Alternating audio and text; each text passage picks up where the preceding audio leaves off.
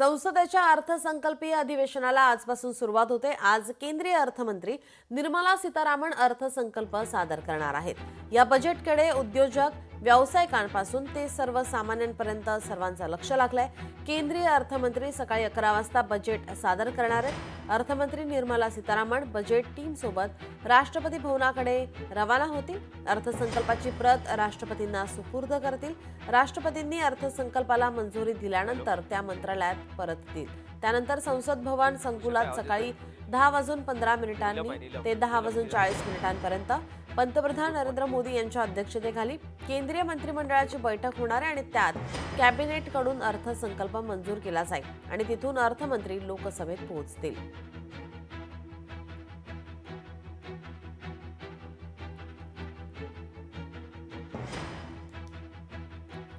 आपले प्रतिनिधी भूषण शिंदे आपल्यासोबत जोडलेले आहेत। भूषण, आज अर्थसंकल्प सादर केला जाणार आहे। केंद्रीय अर्थमंत्री निर्मला सीतारामन या अर्थसंकल्प सादर करतील।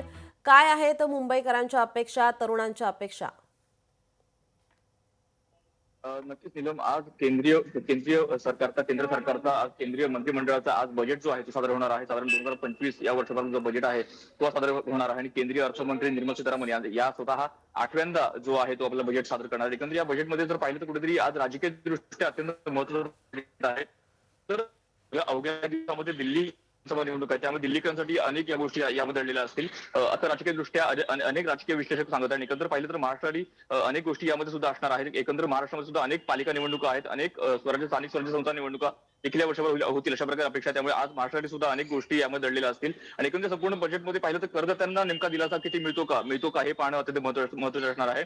साधारणतः जो स्लॉट आहे इन्कम टॅक्सचा, तो स्लॉट बदलणार आहे का, तो वाढणार आहे का, याकडे साधारण लक्ष आहे। आणि एकंदर संपूर्ण बजेट जर पाहिलं तर कुठेतरी अनेक उद्योजक, अनेक आर्थिक दृष्ट्या पाहिलं, निकष पाहिलं तर अनेक उद्योजक यामध्ये संपूर्ण आपल्याला यांचा जो रस आहे आपल्याला यामध्ये पाहायला मिळत आहे। त्यामुळे अनेक उद्योजकांसाठी यामध्ये काही खुशखबर आहे का, त्याच्यामध्ये काही त्यांना टॅक्स बेनिफिट मिळतं का, हे देखील पाहणं महत्त्वाचं आहे। त्यामुळे आज साधारण 11 वाजता बजेट जो आहे तो सादर होणार आहे। साधारण सकाळी 10:30 वाजता केंद्रीय अर्थमंत्री निर्मला सीतारामन या जो बजेट आहे तो केंद्रीय मंत्रिमंडळासमोर सादर करतील। त्यानंतर केंद्रीय मंत्रिमंडळाकडे मंजुरी मिळाल्यानंतर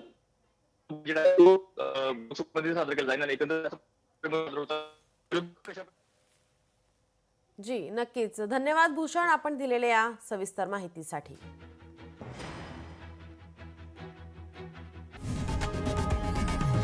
लोकशाही मराठी ऐका, पहा, जागरूक रहा।